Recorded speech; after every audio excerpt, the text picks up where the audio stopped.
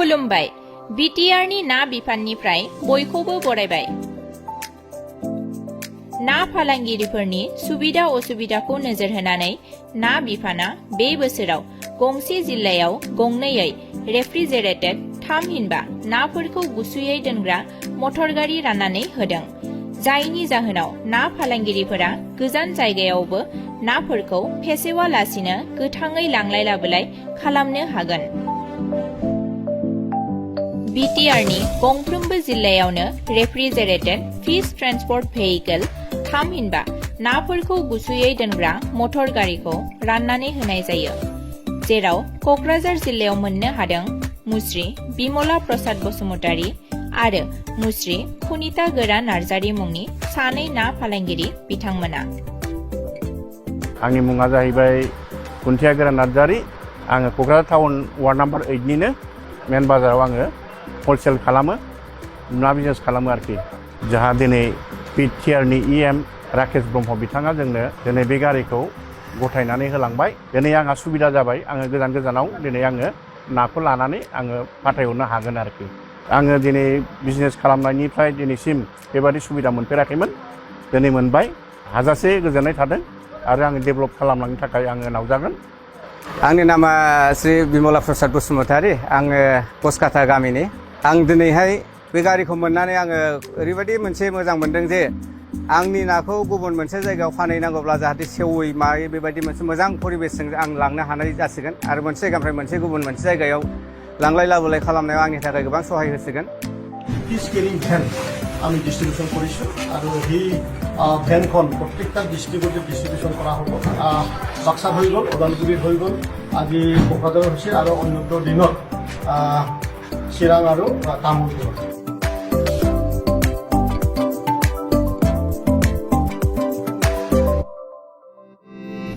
मानसिया हायिनि जेबो खोथा गैया। जों बयबो मिथिगौ दिनै मनज बसुमतारी तेजपुराव जोंहा दिनैनि दिनाव 1 मान्थआव खमियो 1 करोड़ थाखा बिथाङा माने गाहरि फार्म खालामनानै बिथाङा दिनै सार्भाइभ खालामदों। आरो जोंनि बर' सुबुं गोबां गामियाव दङ दिनै 25 लाख 30 लाख 35 लाख 40 लाख पार इयार खामायनाय मानसिया दिनैनि दिनाव खमिनि गैला। बेनिफ्राय बे खोथाया सैथो जे माने अमा दाउ फानखांनानै बे जों जे बेसेबांबा माने रांखान्थि खामायनो हायो बे खोथाया सैथो। बुंनायाव बहुत खोथा बुंदों खिन्थु प्रेक्टिकेलि बे खोथाया सैथो। लाइफ स्टकजों मानसिया 100 करोड़ टाकानिबो मालिक जानो हायो। बिटिआरनि गुबुन गुबुन जिल्लायाव ना बिफाना बयनिबो जौगानाय आरो सुबिदाखौ नोजोर होनानै पिग काम फिश कालचार बिथांखिनि सिङाव अमा राननानै होयो।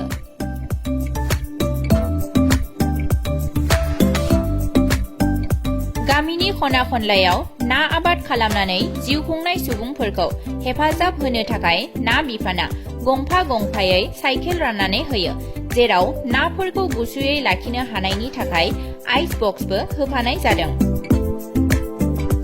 साइकेলত आइस बक्सत माছটো লৈ পেলাই যাতে গাঁৱৰ পৰা কালেকশ্যন কৰি আনিব লাগে, তেওঁলোকে টাউনত যাতে মাছখিনি বিক্ৰী কৰিব পাৰে। 20,000 বেনিফিচিয়াৰীক আমি এইবাৰ মাছৰ পোনা আৰু মাছৰ দানা দি পেলাই মাছ পালন কৰাটো আমি এটা তীব্ৰ এটা ভূমিকম্পৰ দৰে এটা পৰিৱেশ সৃষ্টি কৰাৰ কাৰণে আমি এইবাৰৰ মানে এপ্ৰিল মাহত মে'ৰ পৰা এপ্ৰিল মাহত সেই কামটো কৰিবলৈ গৈছোঁ।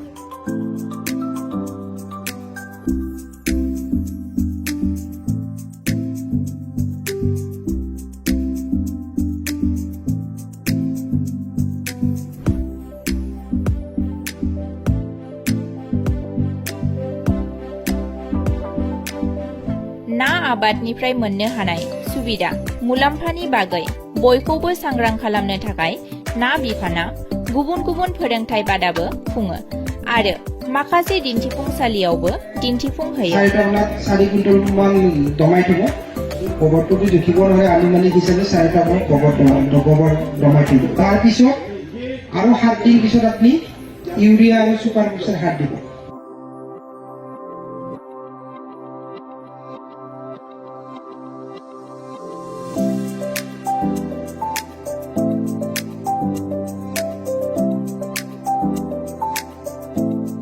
बेनि अनगायैबो बिटिआरनि दाब दाब जायगायाव सांग्रांथि हाबाफारिफोरबो खुङो। जोंनि आंगोनि ना आबादारिफोरखौ थुलुंगा होनो थाखाय बोसोरफ्रोमबो 10 जुलाइ खालाराव नेशनेल फिश फार्मार्स डेनि सानाव साबसिन ना आबादारिफोरखौ सायख'नानै बान्था होनाय जायो।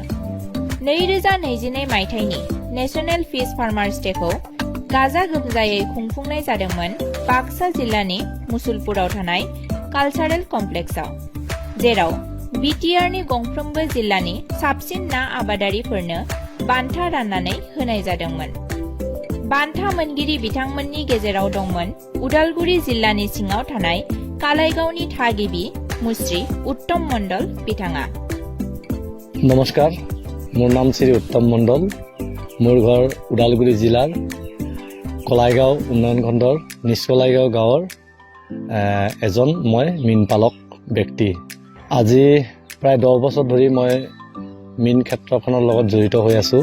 10 বছৰ আগত মোৰ এবিঘা মাটিৰ পুখুৰী আছিল। তেতিয়া মই বহুত এটা লাভৱান হোৱা নাছিলোঁ, বহুত জনাও নাছিলোঁ। তাৰপিছত লাহে লাহেকৈ মই এটা 4 বিঘাৰ পুখুৰী বনালোঁ। তাৰপিছত মই আজি 3 বছৰ আগতে 9 বিঘা এটা পুখুৰী বনালোঁ ইয়াতে। যোৱা বছৰ মই এটা ওদালগুৰি জিলাৰ পৰা মীন বঁটা পাবলৈ সক্ষম হৈছিলোঁ আৰু যোৱাটো বছৰ এটা মই পেডেল হুইল এৰিয়েটৰ চৰকাৰৰ ফালৰ পৰা ছাবচিডি পাইছিলোঁ আৰু সেই পেডেল হুইল এৰিয়েটৰখন মই 4 বিঘাত বৰ্তমান ব্যৱহাৰ কৰি আছোঁ। তাতে ফিংগাৰলিন ষ্টকিং ৰাখিছোঁ মই। যথেষ্ট লাভজনক হয় এইটো। এনেতো মাছৰ পোনা যিমান ৰাখিব পাৰি তাতকৈ ডাবল ৰাখিব পাৰি পেডেল হুইল এৰিয়েটৰ ব্যৱহাৰ কৰিলে। যোৱা বছৰ চৰকাৰৰ ফালৰ পৰা মই এটা মিনি ফিছ ফিড মিল পাবলৈ সক্ষম হৈছোঁ। এতিয়া বৰ্তমান কাম চলি আছে। এই ক্ষেত্ৰত মীন বিভাগৰ BTC চৰকাৰখনকো মই ধন্যবাদ দিব লাগিব। লগতে মীন বিভাগৰ সকলো বিষয়ববীয়াকো অশেষ ধন্যবাদ দিব লাগিব। নমস্কাৰ, মই শ্ৰী বিপুল খাটনিয়াৰ, ওদালগুৰি জিলা মীন উন্নয়ন বিষয়া। যোৱা আমাৰ নৱেম্বৰ 21 তাৰিখে আমাক ভাৰত চৰকাৰ আৰু নেশ্যনেল ফিচাৰী ডেভেলপমেণ্ট বোৰ্ডে আমাৰ ওদালগুৰি জিলাক ইণ্ডিয়াৰ ভিতৰত আমাৰ হিলি আৰু নৰ্থ ইষ্টাৰ্ণ ষ্টেট কেটেগৰী আণ্ডাৰত আমাক ওদালগুৰি জিলাক বেষ্ট ডিষ্ট্ৰিক্ট হিচাপে মাছ খেতিত চিলেকশ্যন কৰিছে আৰু তেওঁলোকে আমাক 3 লাখ টকাৰ আৰু এখন চাৰ্টিফিকেট আৰু শাল ইত্যাদি মমেণ্টা ইত্যাদিৰ জৰিয়তে আমাক এৱাৰ্ড দিছে। গতিকে আমি ইয়াতে বহুত সৌভাগ্যৱান। গোটেই আজি ইণ্ডিয়াৰ ভিতৰত আমি এটা উপযুক্ত মাছ খেতিত স্থান ল'ব পাৰিছোঁ। 2022-23 চনত BTR চৰকাৰে যিবিলাক স্কিম মীন বিভাগত লৈছে সেইবিলাক যদি সম্পূৰ্ণভাৱে পৰিষ্কাৰভাৱে যদি কাম কৰে তেতিয়াহ'লে আমাৰ বেনিফিচিয়াৰীবিলাকৰ যথেষ্ট উপকৃত হ'ব বুলি আমি কামনা কৰোঁ। BTR-বাসী ৰাইজলৈ মই সকলোকে নমস্কাৰ জনাইছোঁ। 2022-23 চনनि जि जोंहा फाइनान्सियेल इयार बेनि दारै जोङो बे बोसोराव जोंनि BTR हालामाव मानगोनां मुस्रि प्रमद बर'नि बिथोन बायदियै जों गोबां आसनि जों होनो हादों। सबनिसायबो साबसिन हामसिन जि आसनि बेनो जाहैबाय जोङो अमाजों लोगोसे ना फिसाया जाहाथे थाबैनो गिदिर जानो हायो आरो मोनसे खरसजोंनो जाहाथे मोननैबो लाब जानो हायो।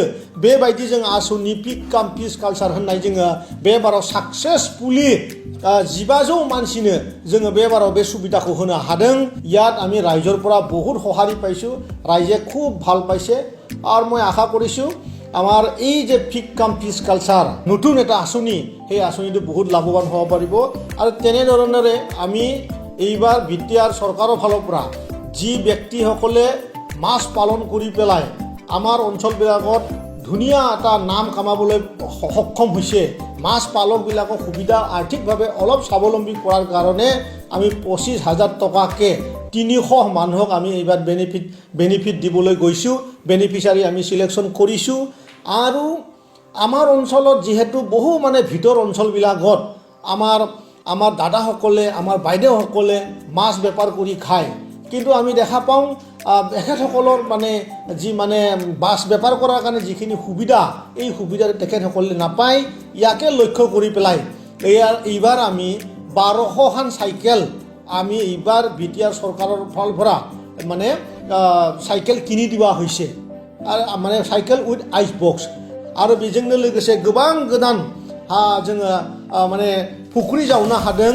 बे फुख्रिफोरावबो दिनै जोंनि जे लाइमोनफोर बिथांमोनहा जाहाथे मोजाङै रांखान्थियारि जौगानाय हाबाफारिखौ मावनो हायो, जों बेखौ सुबिदा होदों जों BTR सरकारनिफ्राय। आरो आं आसा खालामदों जे जोंनि जि मानगोनां प्रमद बर' बिथांनि साननाय हनायजों जोंनि बे BTRनि जि फिसारि डिपार्टमेन्ट बे जौगाथाय मुलुग खामानि जोङो जोंनि बे बिटिआरनि रायजो राजानो होगोन होननानै आं मिजिंथिदों। एसेनोसै, गोजोन्थों।